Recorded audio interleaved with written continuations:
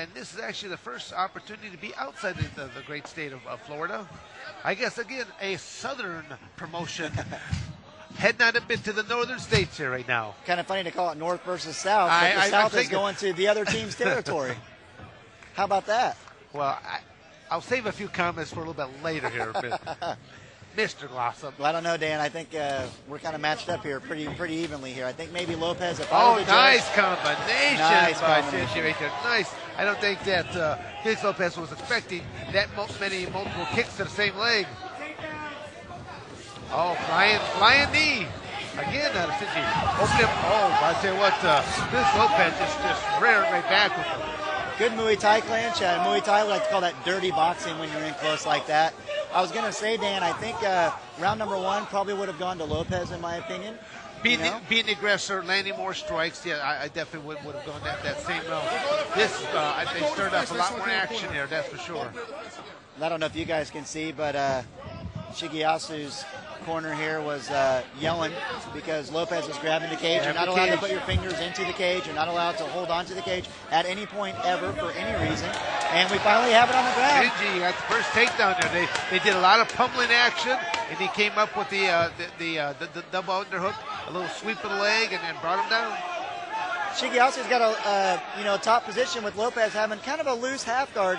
What does either fighter have to do? Pick one for me real quick and kind of explain advantage if they want to step forward. A little bit. I mean, at least they're away from the cage wall. Again, the techniques and the tactics. If Baba Shingeyasu was able to get him up against that cage wall right there, now Lopez will be able to move in one direction. But the things you want to look at is you got to keep the action going there. Otherwise, the referee will stand you right back in. You can be doing closed fists to the rib cage, elbows to the rib cage. When you start dropping his hand down, now you go upstairs to the head itself. Hammer strikes, forearm smashes, multitude of things that you can be doing. One of the great things about this sport, Dan, is you have to have patience in certain situations. And Baba was showing great patience and literally inching Lopez into the cage. They were about 2 feet off of the wall. I'll call it the wall. Yep. And he just took his time to kind of inch him in there to be in this great position. And that's really smart because he didn't lose his dominant position by trying to reset the position against the cage. And since he's got that forearm right in there to where he's able to plant the palm there and then slide off into a nice little forearm smash. The other aspect you got to look at as the tactic here is that there's a lot of fighters that they say they can fight off of their back right there, but in my opinion, I'd rather be on top any day, raining down, as to be trying to fight off of my back. There is an advantage to the top fighter. The man underneath has got to carry your body weight, and it will take a toll over time. Well, and that said too, and from my experience, half guard's not the best place to be a dominant bottom fighter unless you've got ridiculously amazing sweeps. Sweeping skills. Or you've got him in a position where he's tired and you're just kind of holding him waiting for the referee to stand it up. If you can't sweep, this isn't the best for you. He's trying for a Kimura, but he doesn't really have the angle right because of the half guard. If he had a full guard, he would have had a phenomenal Kimura set up there. So you're absolutely right, but position makes for that difference when you're trying to get the dominant level. Actually, Felix Lopez has been doing a good job of delivering strikes back to Baba. He has. He keeps. Felix has been good about driving with his feet, elongation, so that now Baba is actually a lot lower and he's able to deliver those strikes. If anything, Baba should actually move up a little bit further north. Would probably negate a lot of the striking ability that Lopez has.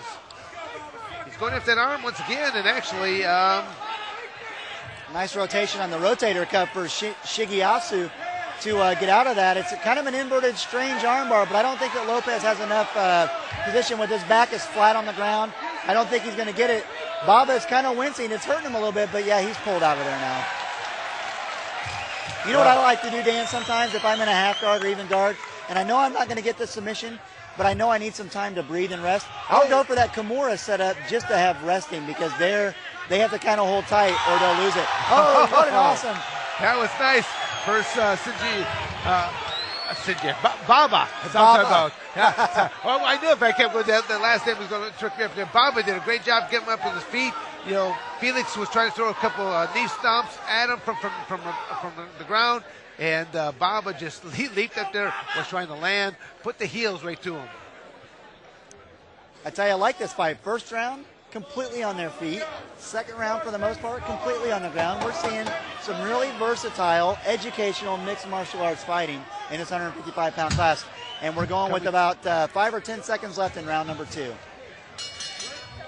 Or less. Yeah, well, that brought round number 2 to a close right there. But once again, been a great fight out here. As you said, a whole new set of arsenal skills have come into play.